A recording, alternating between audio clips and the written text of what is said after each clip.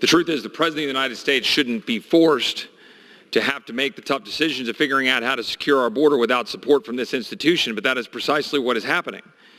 The President of the United States is having to look at a crisis on our border that our colleagues on the other side of the aisle just simply straight up refuse to acknowledge exists.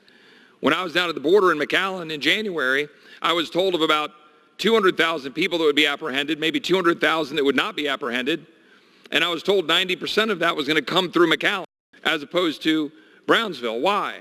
Because there's fencing in Brownsville. I'd ask my colleagues whether they've ever been to the border in the cane along the river talking to Border Patrol when they're there at 11 o'clock at night, and they have radios that don't work, cell signals that don't work. They can't see the river because the cane is too thick. They have no roads that are lateral that run along the river so they can move up and down the river to protect our border. They're down there by themselves, and the cartels have operational control of the river. The Reynosa faction of the Gulf Cartel, they own it.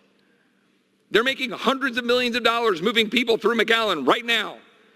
And right now, little girls are going to be abused on the journey because we bury our head in the sand. And the president's trying to secure the border. And the Democrats, with another cynical attempt to stop security, are putting provisions and poison pills in this legislation to prevent the kind of security that's needed for our border. I, for the life of me, don't understand it. I appreciate my colleague from Texas standing up and making this point that we should be preserving the ability of the president to be able to do his job in the absence of a Congress willing to do its job. I yield back to my friend from Texas. The gentleman yields. The gentleman from Texas reserve. okay. The gentleman from Texas reserves. The gentlewoman from Ohio is recognized. Yes, I would just like to remind the gentleman, I think you're new to this body, that the president said he was going to get Mexico to pay for everything.